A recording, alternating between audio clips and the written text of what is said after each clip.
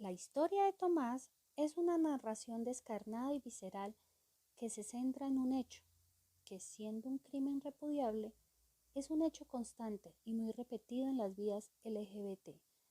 El irrumpir en el cuerpo, el destrozar la diáfana existencia de la inocencia en nuestro interior y la condena perpetua al miedo y las crudas consecuencias del envenenamiento humano se ven reflejadas de forma extraordinaria en estas letras. El autor abre las puertas de sus heridas, que son las puertas a otras tantas vidas que, como la suya, han tenido que ser expuestas a la injusticia, a la incomprensión de un hecho tan nefasto como es el que debe vivir Tomás, no sin dejar inscrito un mensaje de aliento y de sanación que tal vez pueda ser vital para otros que debieron pasar por tales dolores.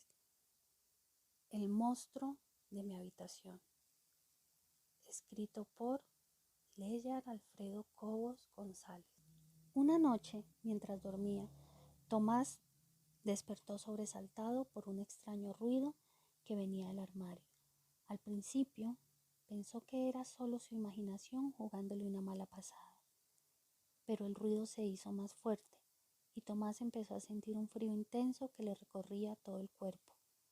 Asustado, decidió salir de su cama y enfrentar lo que fuera que estaba dentro del armario. Cuando lo abrió, una fuerza sobrenatural lo tomó y lo arrastró hacia adentro, cerrando la puerta del armario detrás de él. Dentro del armario, Tomás se encontró con una presencia oscura y amenazante que lo envolvía de formas inexplicables. Sentía 1000 dedos recorriendo su piel, una lengua húmeda sobre su cuello y unos colmillos fuertes apretaban sus labios. Tomás intentó gritar y suplicó por ayuda, pero nadie lo escuchó, ya que en medio de la situación su voz lo había abandonado. El monstruo había logrado reducirlo a un simple cuerpo que sangraba por las veces que su piel carrasposa y ajada recorría cada lugar, como los saqueadores de tumbas de aquellos libros de aventura que amaba, pero ahora entendía lo duro que era para las cuevas estos relatos, cuando eran profanadas y robaban sus tesoros, que en esta ocasión para Tomás era la pérdida de su inocencia y felicidad. Después de lo que pareció una eternidad, Tomás logró escapar del armario, su cuerpo lleno de dolor y líquidos que emanaban de su entrepierna dejaban el rastro de las babosas que se alimentaban de la humedad, como el monstruo de su miedo. Corrió hasta el picaporte de la habitación y con poca fuerza que le quedaba abrió la puerta y corrió hacia la habitación de sus padres.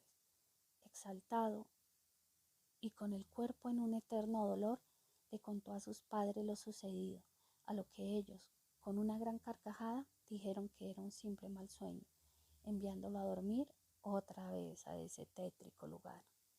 Desde entonces, el armario se convirtió en una fuente de miedo y trauma para Tomás, quien nunca más pudo dormir en paz. La presencia oscura del monstruo del armario lo perseguía, incluso en sus sueños, haciéndolo temblar de miedo cada vez que se acercaba a su habitación. Noche a noche, los ruidos se volvían más fuertes. Él jamás volvió a abrir esas puertas, pero para el monstruo eso no importaba, ya que salía como una sombra negra que se deslizaba como un gato en la oscuridad, tomándolo de su cama y volviéndolo a encerrar en el armario para profanar su cuerpo y robar sus tesoros. Al pasar del tiempo, Tomás tuvo un golpe de suerte y su padre consiguió un trabajo lejos del pueblo, lo que llevó a la familia a abandonar la casa. Ese fue el momento más alegre que vivió Tomás en muchos años, ya que pensó que el monstruo no volvería a buscarle. Gran error que pronto entendería. Con el tiempo, Tomás se convirtió en un adulto con una vida solitaria y tortuosa, siempre atormentado por el recuerdo de aquellas noches en las que el monstruo del armario lo abusó, y que nunca volvió a ver al monstruo. Sabía que seguía acechándolo en la oscuridad de su mente y que debía buscar la salida al tormento que desarrollaba su existir, no permitiéndole ser feliz. Un día Tomás decidió enfrentar sus miedos y regresar a la casa donde todo había sucedido.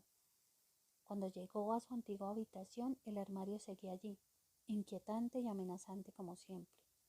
Tomás decidió abrir el armario con la esperanza de encontrar algo que lo ayudara a liberarse del trauma, pero lo que encontró allí dentro lo dejó sin aliento. El olor a humedad le recordó las veces que de niño fue abusado. Todavía podía sentir la lengua serpenteante en su cuello y cómo entraba por sus orejas, la baba que escurría como la cera de una vela encendida, como caliente y lentamente recorría su cuerpo una y otra vez. Su entrepierna dolía fuertemente, solo con el recuerdo. Desde ese día nadie más había profanado su templo, pero su mente estaba rota como el espejo viejo y lleno de impurezas como el armario. Al fijarse bien en el fondo, vio una pequeña luz que se asomaba al fondo del armario. Pensó por un momento que era el monstruo del guardarropa, más oscuro y malvado que nunca, y que estaba esperando por él. Tomás intentó huir, pero el monstruo lo agarró y lo arrastró hacia el interior del mueble. En medio del forcejeo, el polvo y el olor a monstruo que lo acompañó toda su vida, pudo ver cómo la tela se caía y dejaba ver al fondo un gran agujero, como aquel que visitó Alicia en sus grandes aventuras. Al fondo pudo ver un cuerpo ajado y destruido, lleno de cables y tubos de suero, en una camilla oxidada y completamente solo. Al acercarse más, pudo divisar que era su vecino, aquel que le repetía constantemente que debía hacerse amigo del monstruo, que ellos no eran malos y que Tomás debería portarse como un niño bueno para que el monstruo no lo lastimara. Tomás estaba realmente confundido. No podía entender qué pasaba. Su cabeza sonaba como una banda de guerra. Los recuerdos no lo dejaban en paz.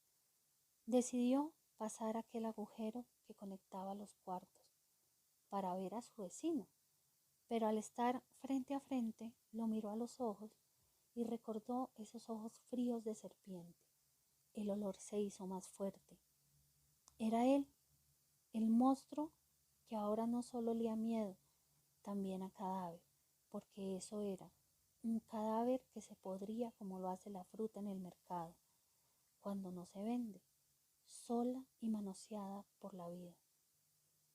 Por sus cicatrices y elementos alrededor, descubrió que había perdido la movilidad de sus piernas y el habla.